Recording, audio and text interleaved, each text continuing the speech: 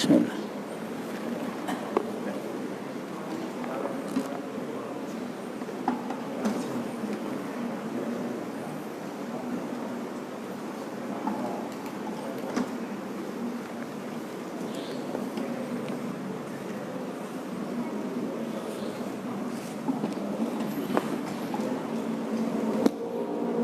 Assalamualaikum warahmatullahi wabarakatuh.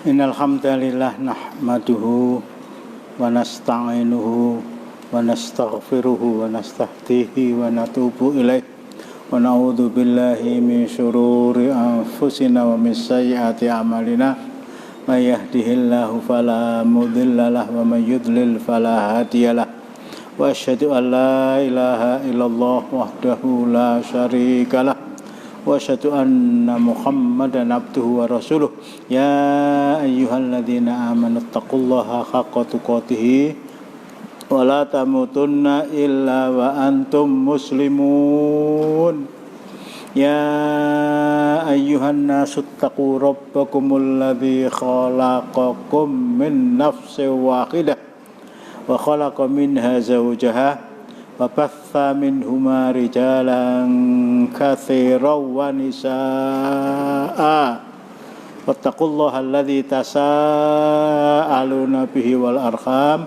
innallaha kana 'alaikum raqiba ya ayyuhalladzina amanu taqullaha wa qulu qawlan sadida yuslih lakum a'malakum wa yaghfir lakum dzunubakum wa may yuti'illaha wa rasulahu faqad faza fawzan 'azima.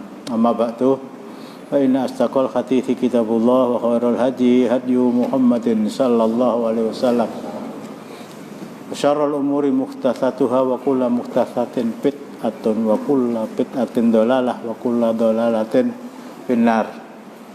Ikhwani fiddin, asyhadakumullah, kita mengkaji pada malam hari ini tentang Abdul Muttalib.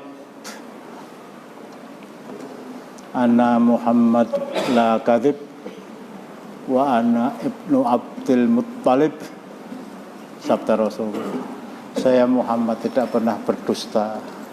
Saya adalah anaknya Abdul Muttalib. Artinya saya cucunya Abdul Muttalib. Karena sejak lahir beliau tidak mengenal bapak tercinta Abdullah bin Abdul Muttalib, sehingga mengatakan saya adalah anaknya Abdul Muttalib. Orangnya memang tampan, ya. Gagah, bagus, gede dhuwur. Orang memandang itu memang terkesima, termasuk di dalamnya Raja Abraha. Ketika dia diberi kesempatan untuk menghadap ke tempat perkemahannya di sebelah timur kota Makkah, begitu terpesona dia kepada Abdul Muttalib. Raja Abraha duduk di atas kursi yang tidak jeglek.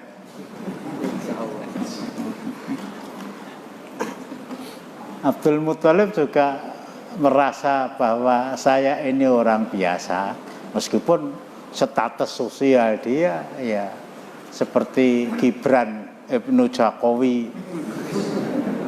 Kok guyu lho. Statusnya sebagai wali kota gitu ya. Dia duduk di bawah sehingga Raja Abraha itu turun berdampingan dengan dia. Apa yang kamu maukan? Bayangan di benak Raja Abraha ini mesti akan memohon dengan hormat lagi sangat, keinginan Anda untuk merobohkan Ka'bah itu please dibatalkan. bayangan dia begitu. Waalaikumsalam. Ini pendatang baru itu, kita maklum. Dites dulu Pak. Dites kan maca Quran iso ora ngono lho.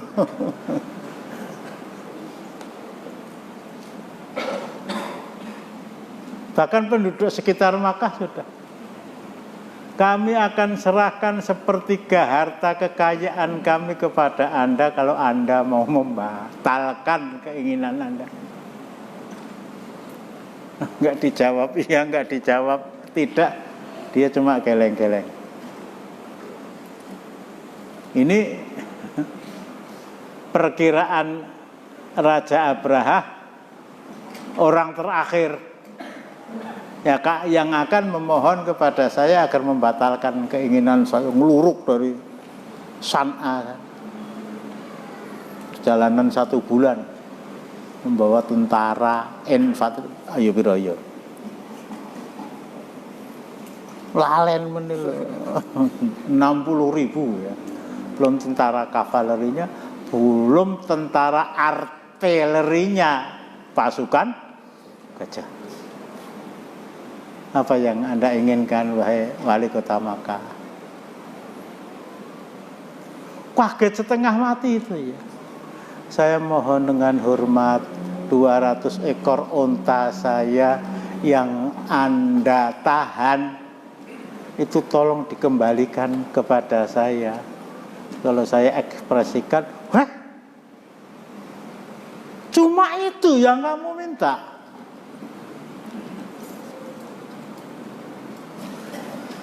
Dalam benak saya itu terbayang Anda akan meminta saya membatalkan keinginan saya untuk menghancurkan Ka'bah. Jebol kok gur nyakmit. Remeh sekali Anda. Apa jawab Abdul Muthalib? Ka'bah itu yang punya yang di langit. Waalaikumsalam. Unta ini yang punya saya. Urusan saya tentang unta harus meminta kelonggaran hati Anda. Kalau soal Ka'bah saya serahkan kepada Allah Subhanahu wa ta'ala. Allah Subhanahu wa ta'ala. Dia yang akan mengambil keputusan yang terbaik mengenai Ka'bah. Perintahkan kembalikan untanya. Jebol ora njaluk supaya aku batalke ngerusak Ka'bah. Dia pulang dengan untanya, dia perintahkan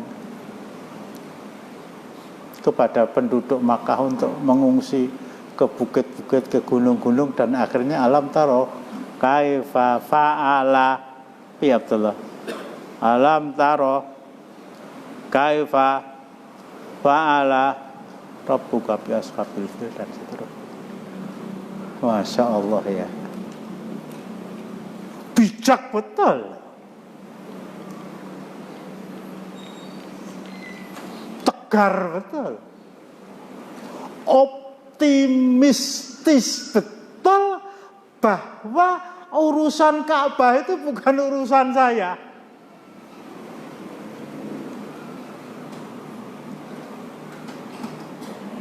Bahkan sebelum meninggalkan kota Makkah, mengungsi ke bukit-bukit, menyempatkan diri berdoa kepada Allah. Disusun dalam syair yang sangat indah.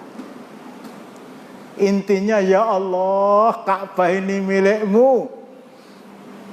Ya Allah, anta Rabbu hadzal bait. Bagaimana penyelesaiannya saya pulangkan kepadamu.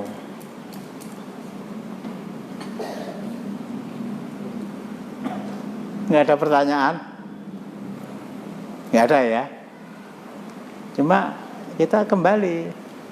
Man mata walam yusyrik billahi syai'an dakhalal jannah.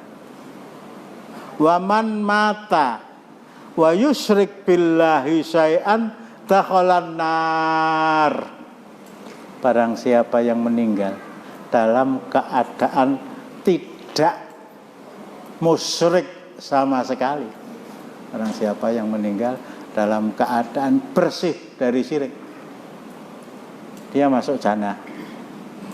Dan barang siapa yang mati dalam keadaan musyrik, termasuk Abdul Muthalib, dakhalan nar, dia masuk ke dalam nar.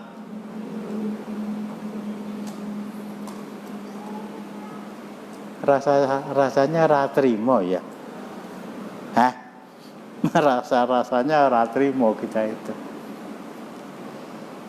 Nah, malam hari ini mudah-mudahan apa yang saya sampaikan, bukan saya yang menyampaikan materi hadis yang saya baca dari kitab Tafsir Ibnu Katsir itu bisa memberikan pencerahan. Hadisnya bukan sayanya. Cuma saya harus ingatkan, ya, 20 atau 25 tahun yang lalu saya pernah menyampaikan sebuah riwayat. Hadis itu riwayat Al-Bukhari paling tidak. Zara Rasulullah sallallahu alaihi wasallam qabra ummihi fabaka wa abka man haulahu faqalu ma abka ya Rasulullah qala ista'dzantu rabbi an azura qabraha fa'adzinali wasta'dzantu an astaghfirullah walam ya'dzanli. Rasulullah menziarahi kubur ibunda tercinta. Jadi peristiwa itu kalau saya hitung-hitung ya, seandainya keliru ya sedikit lah, itu sekitar 50 tahun setelah wafat beliau.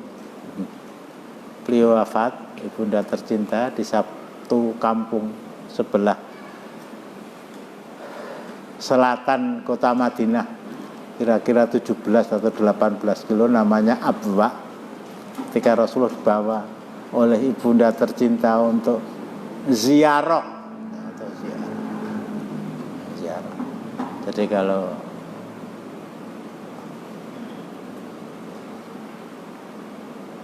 seseorang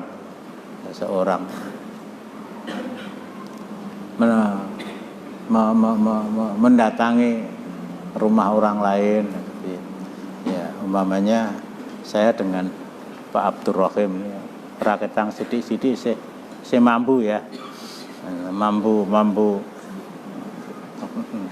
itu silaturahim. Nah, kalau saya datang ke rumahnya Akhi Ari ya, itu ziarah gitu. Menziarahi keluarga, maksudnya silaturahim tapi dalam bahasa ziarah. Nah, ketika pulang ibunda meninggal dan dikubur di sana di Abwa, 6 tahun ya. Jadi kalau 50 tahun kemudian berarti usia beliau sudah 56 tahun, berarti beliau sudah hijrah ke Madinah. Ya, ngajak para sahabat jodoh tilik kuburane ibuku yo.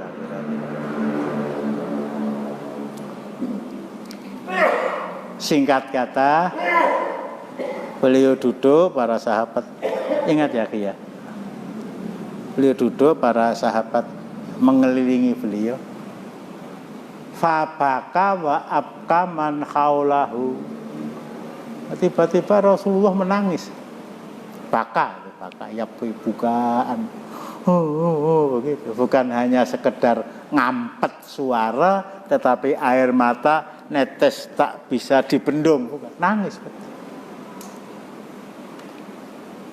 Melihat orang yang sangat mereka cintai itu menangis, padahal orang mudeng kentang kimpule. Mudeng kentang ki pula ya. Sahrul ya, Sahrul apa? Hah? Semoga Fathul apa Sahrul? Sahrul. Ora mudeng. Mudeng anu Pak. Pak Husain mudeng kok. Mudeng Pak Husain. Enggak mudeng persoalannya. Pokoknya orang yang saya cintai itu menangis, artinya orang yang saya cintai itu sedih. Untuk itu tanpa dikomando, tanpa dipaksa, tanpa kalau orang berjalan di depan jenazah Cina itu memang disewa kon. Beda ya. Fabakaman waalaikumsalam. Orang-orang sekitar beliau ikut menangis juga. Masya Allah ya. Ini indahnya persahabatan beliau sampai di sana. Bakaman haulau ikut menangis para sahabat. Akhirnya para sahabat setelah ya beberapa saat kemudian, maaf kakak ya Rasulullah, apa yang menyebabkan Rasulullah menangis? Jadi maaf ya, psikologis lah ya. Anak usia 6 tahun ditinggal mati orang yang tercinta, ibu atau bapaknya itu tahu kalau bapak saya mati, tahu kalau ibu saya mati, tapi hati itu belum tersentuh. Hati itu belum tersentuh.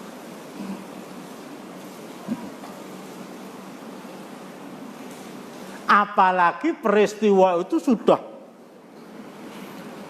berjalan sekitar 50 tahun yang lalu. Namanya juga ibu lah untuk Rasulullah. Kita berhusnudzon begitu. Nangis. Apa yang menyebabkan Rasulullah nangis apa? Saya baru saja meminta izin kepada Allah. Saya baru saja meminta izin kepada Allah agar saya diperbolehkan untuk memohonkan ampun atas dosa-dosa ibundaku. Di antara dua tanda petik, para ulama pun tidak berani mengucapkan ini, karena ini ibu Rasulullah yang gembal Rasulullah 9 bulan 10 hari, yang melahirkan Rasulullah dalam keadaan nyawa menjadi taruhan.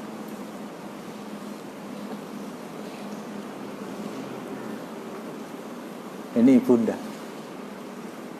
Saya baru saja memohon kepada Allah agar diperbolehkan memohonkan ampun atas dosa-dosa ibuku. Bukan ya Allah ampunilah dosa-dosa ibuku. Ini langsung kepada doa. Saya memohon kepada Allah agar saya diizinkan. Soal diterima atau tidak itu nomor 2. Saya memohon kepada Allah agar diizinkan memohonkan ampun atas dosa-dosa ibuku yang tadi saya lupa sampaikan, yang meninggal dalam keadaan, bahasa halusnya, saya belum diangkat menjadi nabi.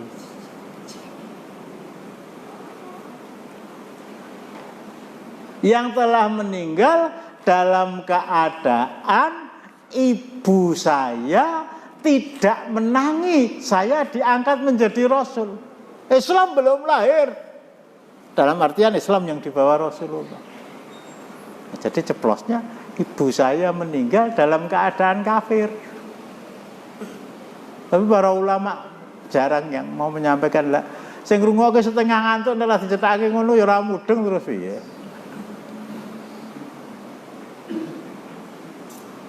Kemudian saya memohon kepada Allah agar saya diizinkan menziarahi kubur beliau. Fa'adzinali, Allah memberikan izin kepada saya untuk menziarahi kubur beliau. Ala fazuruha fa innaha tudzakkirul akhirah fa innaha tudzakkirul maut.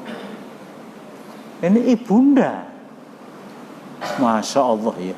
Orang yang memahami secara filosofis hadis ini sementara dia bukan orang Islam, akan gedek-gedek. Akan gedek-gedek. Seorang manusia yang adalah nabi, yang adalah rasul, yang adalah ulul azmi, yang adalah khalilullah. Manusia terbaik sepanjang dunia diciptakan dan dihuni oleh manusia, Muhammad sallallahu alaihi wasallam. Mbok setunggal niki mawon to Allah. Ini bahasa saya ya. Ora.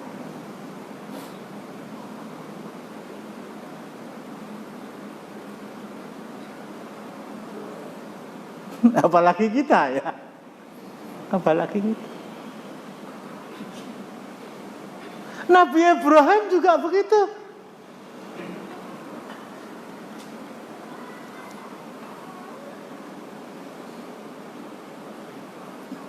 Ketika beliau diusir oleh bapaknya dalam surat apa itu? Maryam.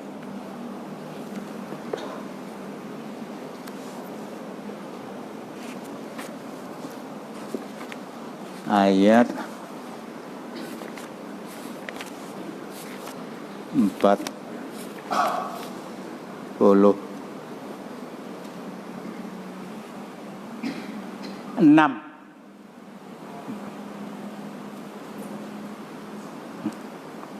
Beliau berdakwah kepada bapaknya.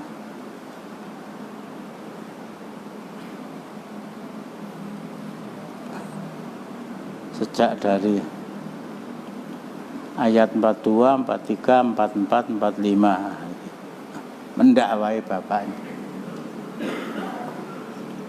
Oh, sok bayi wingi sore lah kata orang Jawa. Burung garing pupuk lempuyange. Ya ora mudeng. Hanya ndani bapake lah gitu. Ayat 44 ya abatilah tak putih syaitan inna syaitana kana lirrahmani asiya. Bapak jangan nyembah setan. Kapan aku nyembah setan loh? Mungkin ngayalnya begitu ya. Ada di sana karena jengkel dikandani karo anake. Ayat 46 qala araghibun anta an alihati ya Ibrahim la illam tantahi la arjumannaka wahjurni maliya. Agak cepat dibaca. 46. Berkata bapaknya, Azar namanya. bencikah kamu kepada Rob-Robku, hai Ibrahim? Jika kamu tidak berhenti, maka niscaya kamu akan kurajam dan tinggalkanlah aku untuk selama-lamanya. Minggat. Minggat. Disuruh minggat itu bukan kayaknya nyolongi udute bapaknya, bukan. Bukan karena kalau diperintah untuk belajar malas. Wa manaqamu minhum illa ayyuminu billahil azizil hakim. Illa ayatul wa manaqamu minhum illa ayyuminu billahil azizil hamid alladzi lahu mulku samawati wal ardi wallahu ala kulli syai'in syahid. Masalahnya Islam itu loh. Masalahnya Islam. Jadi kalau antum dikatakan ban gede, apa ban gede itu? Radial lah, gitu. Wes suwe lah gitu. Suwe.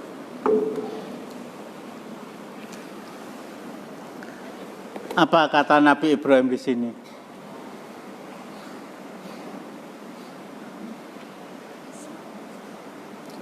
Qala, Masya Allah ini anak soleh ya. Salamun alaika sa'astaghfirulaka, saya akan mohonkan ampun wahai bapakku atas kelancanganmu kepada Allah. saya akan memohonkan ampun wahai bapakku atas kelancangan kamu kepada Allah. Janji Nabi Ibrahim ini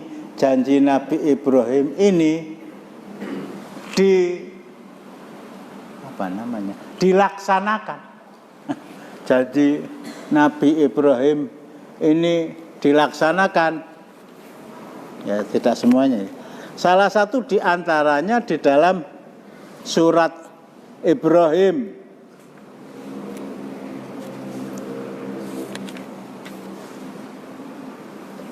ayatnya 41.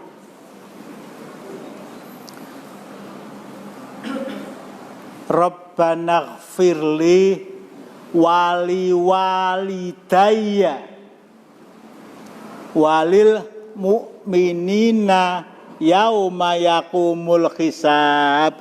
Baca Habib. Ya Rabb kami, beri ampunlah aku dan kedua ibu bapakku dan sekalian orang-orang mukmin pada hari terjadinya hisab hari kiamat.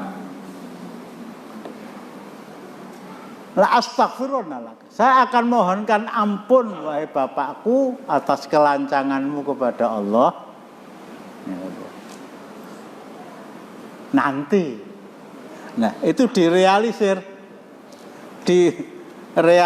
oleh Nabi Ibrahim dalam surat Ibrahim tadi. Ya Allah, ampunilah saya orang-orang beriman dan kedua bapak saya. Padahal bapak dan ibunya mati dalam keadaan kafir. Mati dalam keadaan kafir.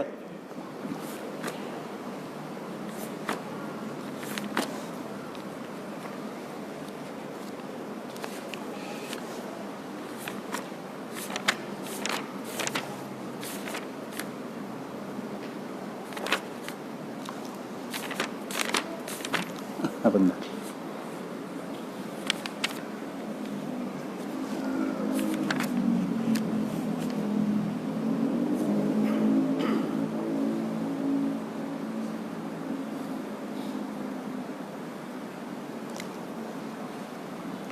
Begitu juga yang tercantum di dalam surat Asy-Syu'ara. Yang tercantum di dalam surat Asy-Syu'ara ayat 2, surat 26 itu ya. Ayatnya 86. Waghfir li abi. Tadi kalau tadi orang-orang beriman, bapak ibunya, di sini khusus waghfir li abi innahu kana minad-dallin. Ya Allah, ampunilah bapakku. Dan ampunilah bapakku, karena sesungguhnya ia adalah termasuk golongan orang-orang yang sesat. Rasulullah, nah ini ya, kalau kita tidak membaca Al-Quran secara lengkap, itu bisa timbul di dalam benak kita tanda tanya. Rasulullah memohonkan ampun untuk ibunya saja nggak boleh, kok Nabi Ibrahim malah memohonkan ampun. Bahkan di dalam surat Ibrahim, bahkan di dalam surat Asy-Syu'ara, bahkan beliau janji sebelumnya dalam surat Maryam tadi. Ya Allah, ampunilah bapakku, sesungguhnya dia termasuk orang yang sesat. Lah,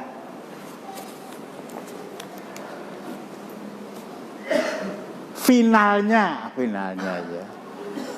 Yang terakhir dari kisah permohonan ampun Nabi Ibrahim kepada bapak beliau,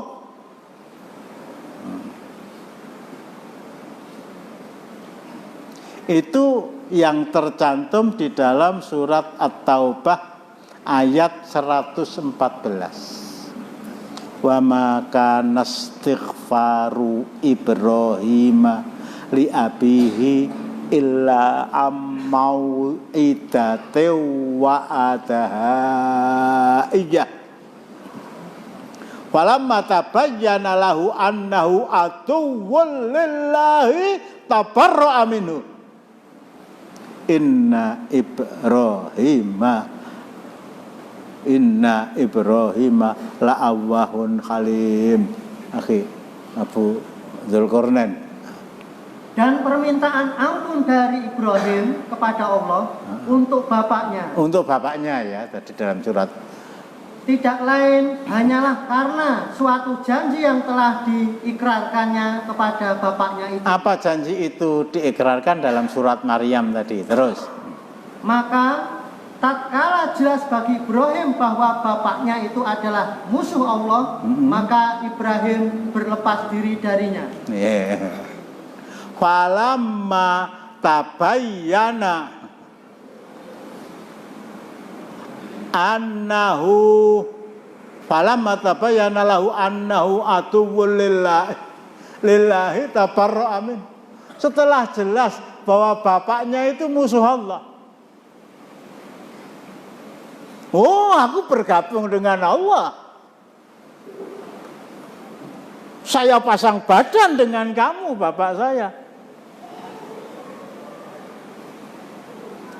Tabarra'a minhu, berlepas diri. Setelah jelas bahwa bapaknya itu adalah musuh Allah, berlepas diri betul. Bapak saya cintai, ibu saya cintai, tapi kecintaan saya kepada Allah melunturkan kecintaan saya kepada bapak dan ibu saya yang kafir. Enggak. Dan apa yang diucapkan oleh Nabi Ibrahim, surat ke-60, surat ke-60 setelah surat Al-Hadid, setelah surat Al-Hasr ayatnya 4.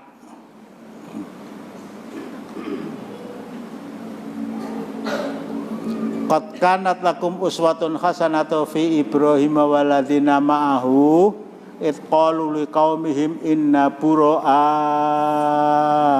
minkum wa mimma ta'buduna min dunillahi kafarna bikum wa bata bainana wa bainakumul adawatu wal baghdha'u abadan hatta tu'minu billahi wahdahu. Apa yang menjadi perilaku Ibrahim itu jadikan uswah hasanah. Jadikan uswah hasanah. Qad kanat lakum uswatun hasanatun fi Ibrahim waladzina ma'ahu. Sungguh telah ada uswah hasanah pada diri Ibrahim dan orang-orang yang mengikutinya. Contoh semuanya. Telan bulat-bulat, untal malang, seperti kalian menelan apa yang dijadikan uswah oleh Muhammad sallallahu alaihi wasallam kepada kita. Satu yang tidak boleh kamu contoh. Lihat di sini. Satu yang tidak boleh kamu contoh.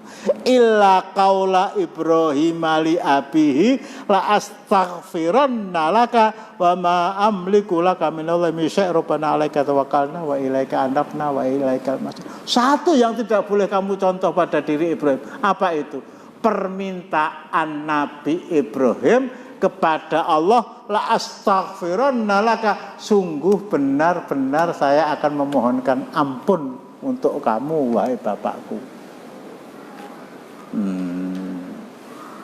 Ketemu ya kisah Rasulullah yang tidak diizinkan Allah untuk memohonkan ampun bagi ibunya, kisah Nabi Ibrahim yang pernah berjanji untuk memohonkan ampun kepada bapaknya, bahkan permohonan ampun yang dijanjikan itu dilaksanakan dalam surat Ibrahim, dalam surat Al-Ankabut tadi, tetapi dikatakan di dalam surat At-Taubah ayat 114 itu hanya janji yang pernah diikrarkan. Tapi setelah tahu bahwa dia musuh Allah, maka Ibrahim pun juga mengatakan, karena saya lebih cinta kepada Allah daripada kepadamu, bapakku, Maka karena Allah menjadikan kamu musuhnya, saya pun menjadikan kamu sebagai musuhku.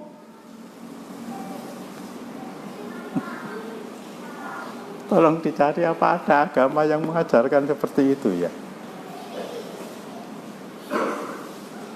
Dilarang mendoakan orang kafir, memohonkan ampun. Kalau mendoakan, ya Allah mudah-mudahan Pak Zubaidi ya. Zubaidi Pak Zubaiden itu masuk Islam, boleh nggak itu? Ya silakan ya. Tapi memohonkan ampun untuk orang kafir yang sudah meninggal. Ayo sing sesuk-esuk upacara mengheningkan cipta untuk arwah. Ya, mayoritas Islam memang iya ya. Kata Patimura yang dikatakan Kristen itu pun juga Islam. Kata Sisingamangaraja yang dikatakan Kristen itu pun juga Islam. Ini anaknya Patimura ada di sini. Mana? Enggak datang.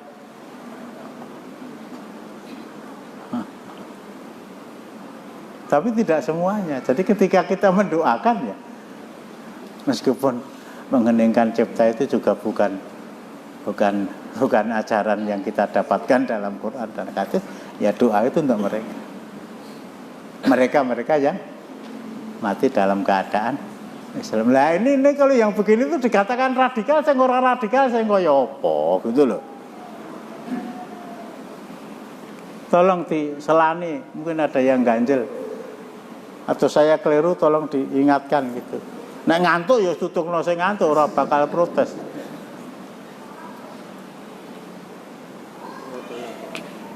Saya pernah mendengar cerita dari salah satu ustadz bahwa orang tua Rasulullah itu masuk neraka, tapi Rasulullah untuk memintakan ampun maka Allah tidak mengampunkan, dan Rasulullah meminta izin untuk menghidupkan lagi orang tuanya, dan orang tuanya hidup dan dinasihati Rasulullah dan masuk Islam. Setelah itu meninggal masuk surga. Benar? Ada yang pernah mendengar cerita? Saya pernah mendengar cerita, tapi 2 detik yang lalu gitu.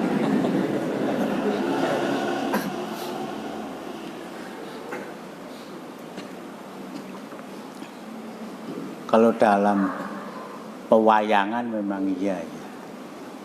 Tapi kalau dalam Al-Quran, satu-satunya nabi yang diberi kemampuan oleh Allah untuk menghidupkan orang mati, bukan satu ya, 2 ya. Satu Nabi Musa, 2 Nabi Isa. Nabi Musa sehingga disebut surat Al-Baqarah Nabi Isa. Tapi cerita bahwa Rasulullah bangun itu ya, kira-kira Memintakan ampun. akhirnya dihidupkan toh tadi kata sampean tadi. Itu lupa surat berapa? Tahu saya, tak kan di surat Al-Baqarah ayat 3571. Enggak ada itu. Nah ini nanti akan saya terangkan insya Allah ya. Assalamualaikum warahmatullahi wabarakatuh. Waalaikumsalam. Kalau tidak salah insya Allah sekitar 15 tahun yang lalu Oh sudah berlalu 15 tahun yang lalu kok insya Allah. Alhamdulillah.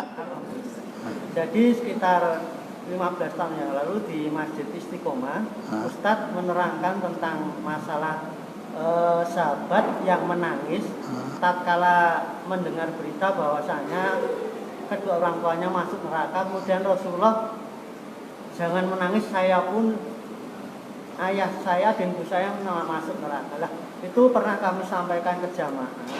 Itu semua kebanyakan mencep itu, sadar artian mencep itu untuk pekan berikutnya banyak yang tidak datang. Atau menurut dianggap radikal, wallahu alam. Dalam hal ini ada pertanyaan dari jamaah. Apakah itu bersifat kholidina fiha?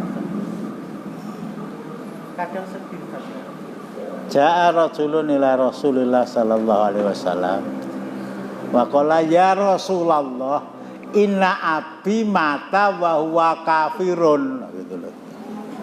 Seorang sahabat datang kepada Rasulullah, Rasulullah, bapak saya itu meninggal dalam keadaan kafir, gitu kan? Huwa finnar, bapak kamu masuk nar. Ya tadi ya memblek namanya bapaknya. Ya sudah Rasulullah pamit saya. Pulang panggil lagi oleh beliau. Sini. Apa Rasulullah? Abi wa abuka finnar. Bapakku dan bapak kamu sama-sama di dalam nar begitu. Ya tujuannya kur mencep ya. Ngidoni ngono lah. Mencet rek.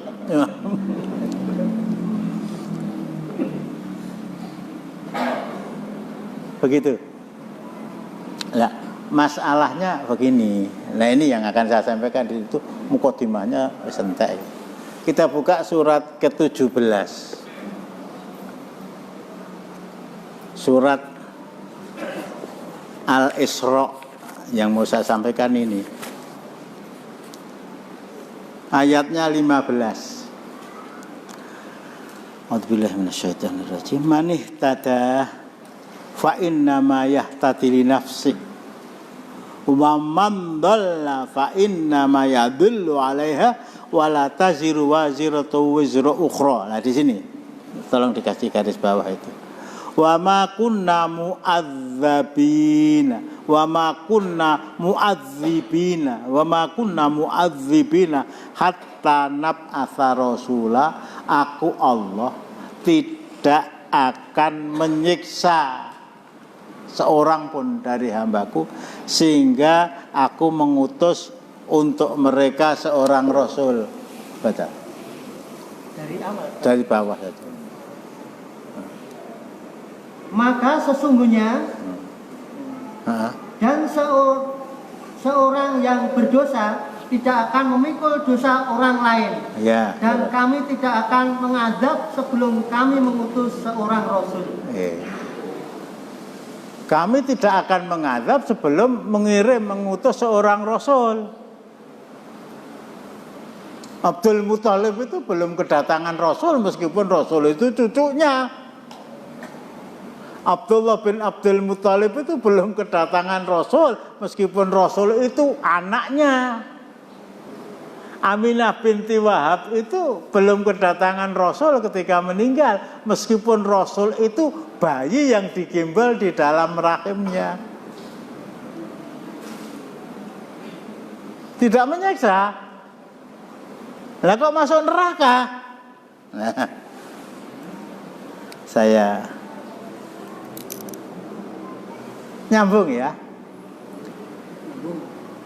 Kan Rasulullah itu diutus setelah ibunda meninggal, setelah bapak meninggal, setelah kakeknya meninggal. Beda dengan Abi Thalib.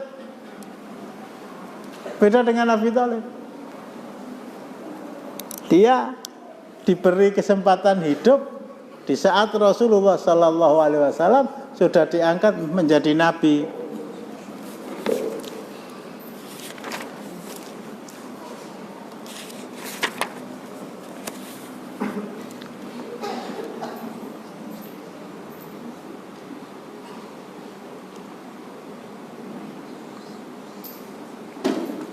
Hadis yang pertama dari Aswad bin Syari' nyelong-nyelong apa to ora takon ya kayak takon.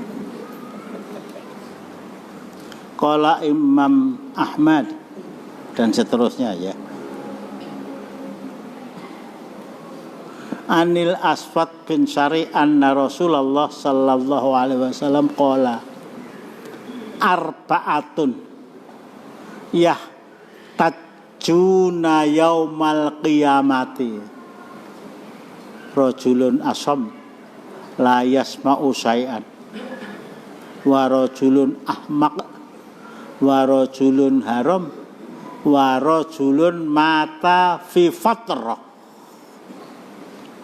Wa amal asam fayaqulu Rabbi qad ja'al Islam wa ma asma'u syai'an.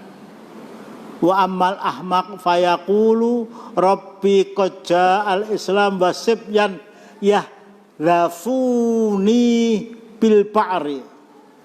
Wa ammal haram fayaqulu Rabbi laqad ja'al Islam wa ma aqilu syai'an. Wa ammal ladzi mata fil fatrati fayaqulu Rabbi ma atani laka rasul. Nanti pada hari kiamat, ini hadis ini oleh Ibnu Katsir dikatakan, sebentar ya, baqiya hahuna mas'alatun qad ikhtalafal a'immah rahimahumullahu ta'ala fiha qadiman wa khatifan. Masalah ini masalah khilafiyah yang diperdebatkan oleh para ulama, kata Ibnu Katsir dengan kata-kata rahimahumullah, mudah-mudahan Allah merahmati mereka, yaitu al-wildan alladzina matu wa hum sigharun wa aba'uhum kuffar. Anak-anak kecil yang meninggal dalam, anak kecil ya, anak-anak kecil yang meninggal sementara bapak mereka adalah orang-orang kafir. Kalau bapaknya itu orang Islam, dia ikut bapaknya. Bagaimana dengan anak-anak kecil yang mati padahal bapaknya kafir? Madza hukmuhum? Bagaimana Allah akan memutusi mereka? Wa kadza al-majnun, begitu juga orang gila. Maba'datun yadarun ilal jannah winar, setelah dunia ini kukut, idza zulzilatil ardu zilzalaha, di kampung akhirat itu tidak ada tempat tinggal kecuali dua.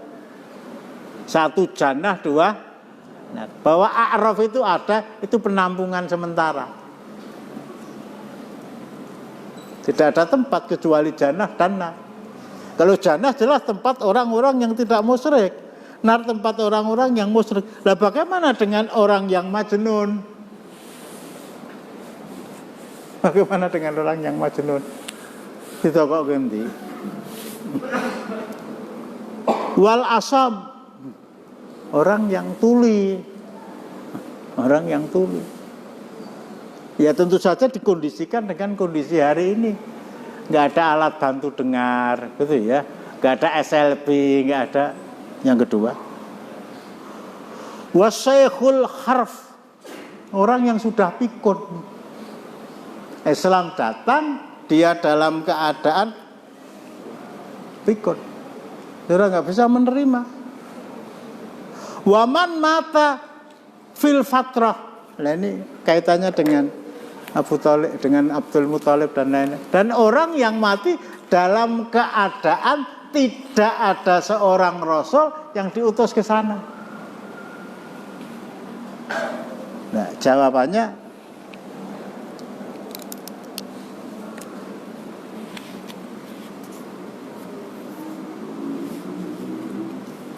banyak hadis yang beliau angkat.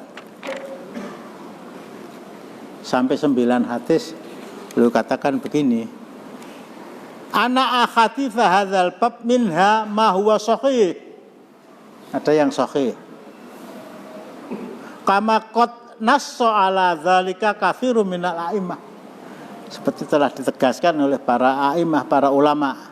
Wa minha ma huwa hasan, tapi hadis itu ada juga yang hasan, kedudukannya di bawah sahih. Wa minha ma huwa dhaif, ada juga hadis yang dhaif.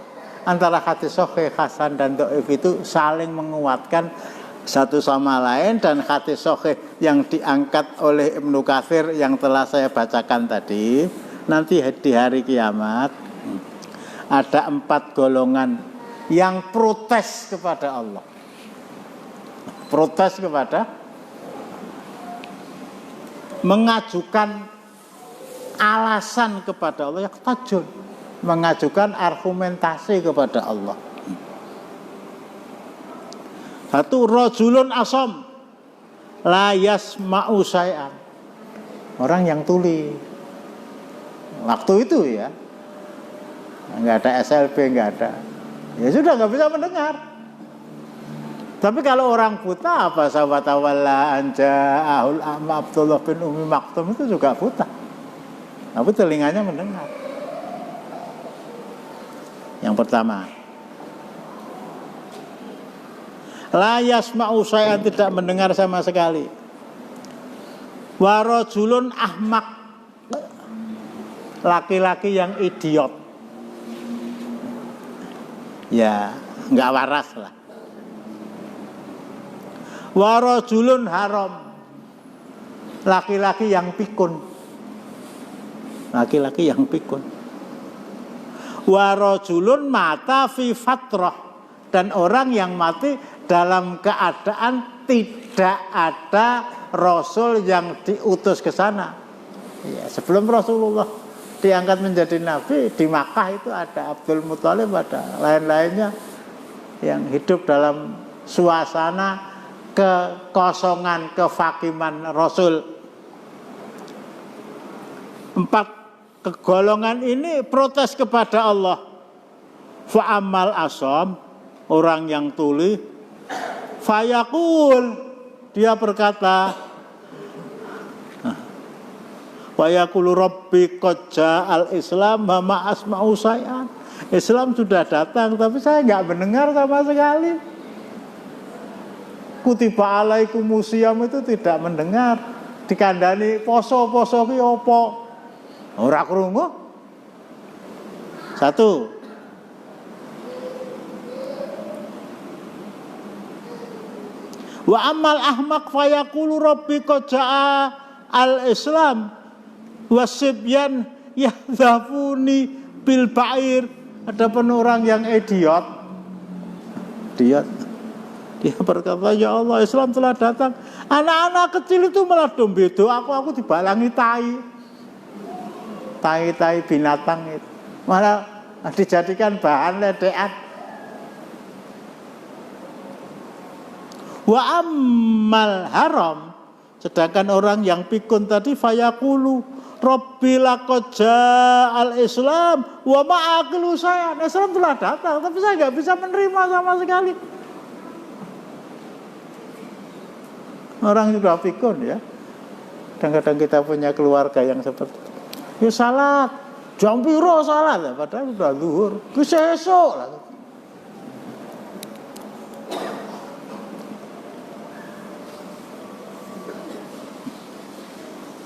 Wa ammal ladzi mata fil fatra, adapun orang yang mati dalam keadaan tidak diutusnya seorang nabi, fayaqulu, dia berkata, rabbi ma'atani laka rasul, tidak ada seorang pun yang datang kepada kami, bagaimana kami bisa mengikuti petunjuk mereka? Padahal tadi surat Al-Isra 15, wa ma kunna mu'adzabina hatta nab'atsa rasulah, kami tidak akan mengutus, kami tidak akan menyiksa setiap manusia sehingga kami mengutus seorang rasul. Nah, ini dikapake kok musyawarah ya. Ini ketentuan Allah. Apa ketentuannya? Hadis ini sahih kata Ibnu Katsir.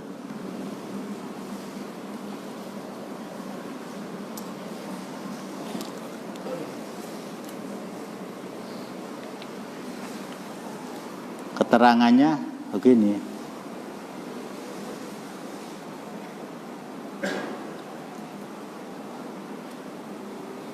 Fayaqulu lahum rabbuhum ara'aitum in amartukum bi amrin tuti'uni. Protes kok sama Allah ya. Tapi rasional betul itu. Allah berfirman kepada mereka, bagaimana kalau bagaimana pendapat kamu kalau saya perintahkan kalian untuk melaksanakan perintah saya, apakah kalian akan patuh? Di akhirat ini ya, saya akan perintahkan kepada kalian, patuh enggak? Jawab mereka, wa yaqulun na'am. Bahasa siap.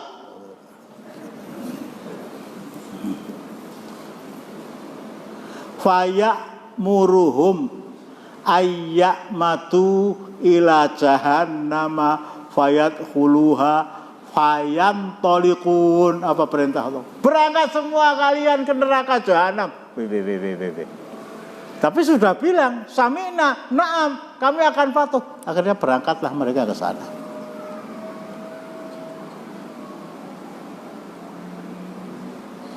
Hatta idza tanau minha wajatu laha taghayyudha wa zafira. Ketika mereka sudah mendekati John, wah masyaallah, berkobar-kobar, jilat-jilat. Bisa saya terangkan ya. Faroja'u ila rabbi. Mereka kembali kepada Allah. Apa ucapan mereka? Rabbana akhrijna au ajirna minha, ya Allah, selamatkan kami dari api jahanam. Paling tidak ajirna, berikan kami kesempatan untuk tidak merasakan siksanya. Fayaqulalahum, Allah berfirman kepada mereka, alam tas'umu anni in amartukum bi amrin tuti'uni. Loh, mau wis tak kandhani to nek tak dawuhi kowe manut. Nggih. Lha didhawuhi mlebu neraka niku pripun? Masyaallah, ini kisah ya.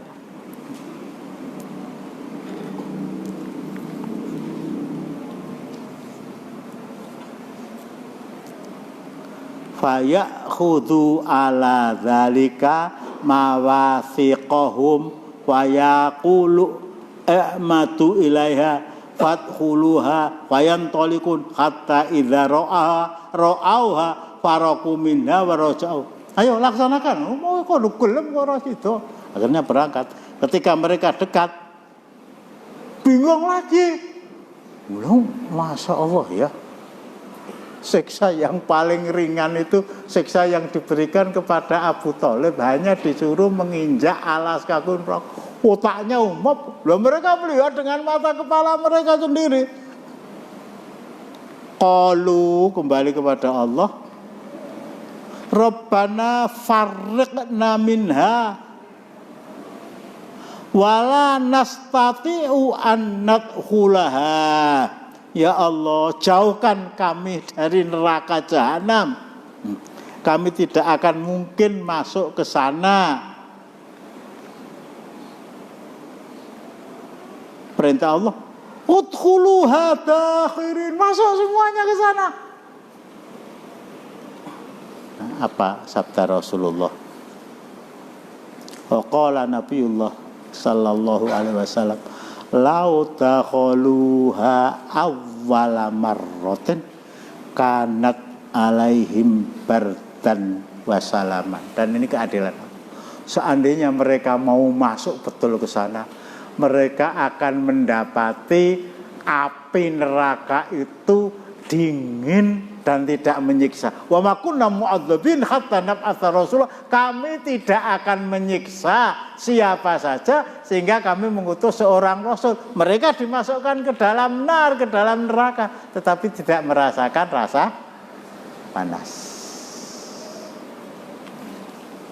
Bahkan ada yang, maaf ya, bahasa orang Jawa, delul begitu ya. Delul.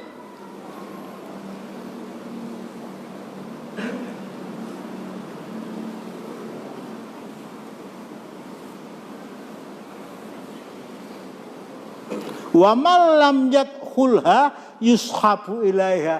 Yang tidak mau masuk geni kok ya.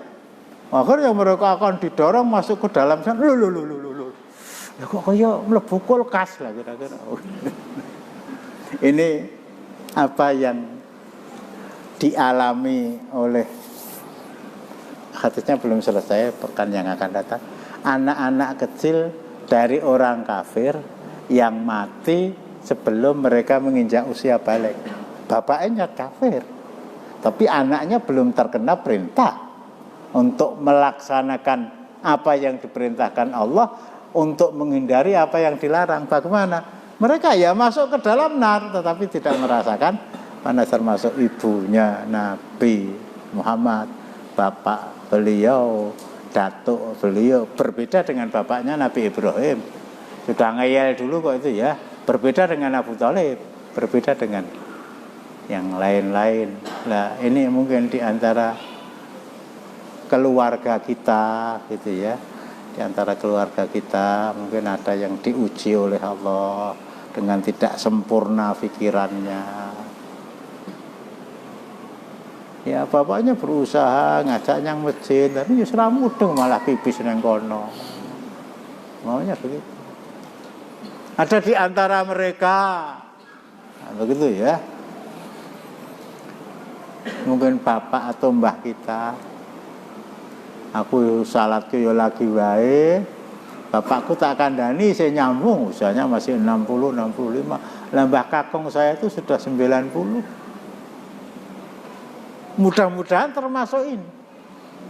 Di mana letak keadilan Allah itu kalau kita berbicara dengan logika begitu. Yang menyuruh untuk masuk Islam belum ada, mbah kakung yang sudah pikun itu juga begitu. Kok kemudian dimasukkan ke dalam? Nah, ya, urung rampung dicelani nggih. Nabi Muhammad itu lahir zamannya zaman Nabi Isa. Zaman Nabi Isa gitu. Enggak. Enggak. Itu enggak kok itu ya mandek gitu loh. Iya. Zamannya zaman jahiliyah. Kalau mereka mendengar Nabi Isa ya sekedar mendengar tapi tidak mengamalkan apa yang diajarkan oleh Nabi Isa. Nabi Isa itu diutus hanya untuk Bani Israel dan orang Arab bukan Bani Israel. Begitu. Yang lain. Seorang yang gila itu dalam keadaan usia di atas 30 tahun sampai meninggal. Padahal sebelum 30 tahun itu dia banyak melakukan dosa. Itu besok seperti beda ya. Itu mestinya gila itu sejak dia belum balik gitu. Lah kalau sudah gilanya medeni ora kepilih lho iya kowe. Itu bukan gilane itu ya. Karpetnya balik. Jadi pernah mengalami usia balik 15 tahun atau sudah ngimpi atau tumbuh rambut di bawah pusar atau kalau perempuan sudah haid atau sudah nikah. Jadi dalam Islam itu nggak ada pernikahan dini itu ada, kecuali namanya dini nistati lah boleh. Padahal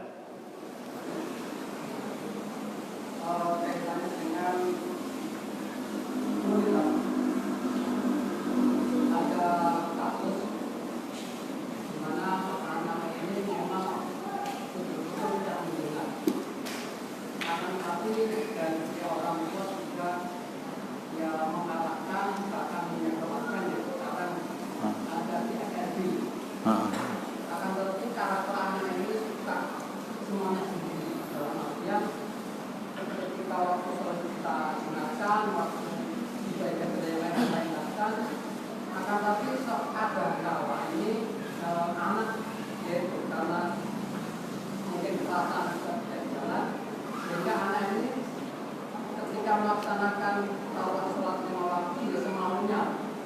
Apakah ketetapan ini juga sama dengan ketika di zaman dulu ketika Nabi sini? ini tanggane Pak Agus saja. Betul. Pak siapa namanya lupa saya. Pak. Jadi masalah tunarungu ya, tunarungu untuk hari ini itu kata singkatnya tidak ada masalah. Tidak ada masalah gitu ya. Ya bisa disekolahkan di SLB atau pakai alat bantu dengar, komunikasi itu bisa. komunis. Ya selama pikiran itu sehat ya. Sehat. Ngapalkan Al-Quran dia juga akan mampu, pergi ke masjid dia akan mampu. Lah soal egle-egle, lah itu tidak ada kaitannya dengan telinga kan. Ngeten. Yang lain mungkin. Ustaz, ada pertanyaan yang belum bisa kamu jawab. Jadi jamaah menanyakan.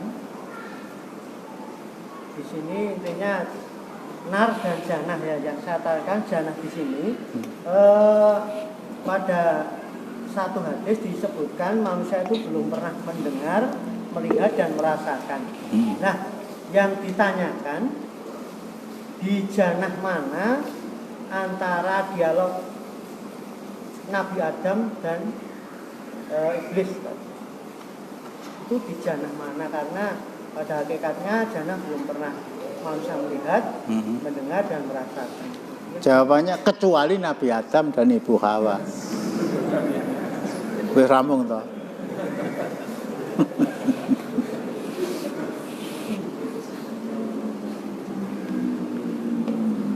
Itu kalau kita jadikan bahan perdebatan ya. Jadi bukan hudalil muttaqin, bahan perdebatan bagi orang-orang yang memusuhi orang muttaqin. Loh, jannah itu kan darul jaza. Jannah itu tempat yang disediakan Allah Subhanahu wa taala untuk membalas amal kebaikan orang-orang beriman. Dan Nabi Adam belum beramal sudah masuk jannah. Itu pertanyaannya seperti itu. Ayo jawaban piye itu. Ini khusus untuk Nabi Adam. Selesai begitu bisa rampung itu. Ini belum selesai, jadi saya akan ulangi. Masalahnya kadang-kadang ada semacam kurang pengertian yang pertama, yang kedua semacam kurang pemahaman lah gitu. Lalu katanya Allah tidak akan menyiksa orang kecuali Allah telah mengutus seorang Rasul. Nah bagaimana dengan orang-orang yang belum kedatangan Rasul? Ya termasuk ya, umpamanya saya ambil contoh, ini bisa benar bisa salah ya.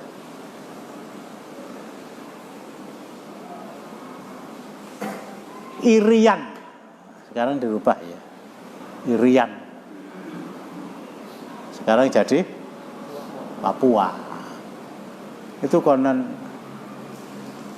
nenek moyangnya Ibnu Salim ini lah, bawa kapal dari Yaman kan, kemudian berlabuh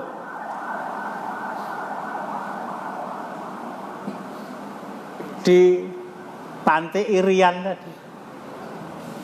Melihat penduduknya itu bukan di kamar mandi loh ya, di luar, jadi di masyarakat bebas. Urian, udah, cuma pakai apa? Botek. Urian, udah. Akhirnya Irian, daerah wilayah Indonesia. Alah. Dulu lagu zaman Bung Karno itu. Lah, orang-orang yang seperti ini bagaimana bisa menerima risalah? Menerima bisa diberi akal oleh Allah, tapi yang membawa kepada mereka itu tidak ada. Bahkan kesadaran untuk menutupi sesuatu yang mestinya ditutupi itu pun juga belum bisa. Nah, kepada mereka wallahu alam ya, dikategorikan kepada orang-orang yang seperti disebut di dalam hadis ini tadi. Cukup. Nanti saya ulangi lagi dari sana akan Masya Allah, aku tidak akan menyiksa makhlukku sehingga aku mengutus seorang Rasul. Lah kok dilebokke neraka? Ora tak siksa kok, mlebu neraka ya adem kok. Lah orang kadem ya masalahnya untuk masuk jannah itu syaratnya tidak musyrik. Padahal mereka kalau tidak Islam musyrik. Seperti Abu Abdul Muthalib mohon kepada Allah, tapi masih melakukan ritual kemusyrikan dan meyakini Lata, Uzza, Manat, Hubal itu adalah Tuhan-Tuhan mereka selain Allah. Cukup.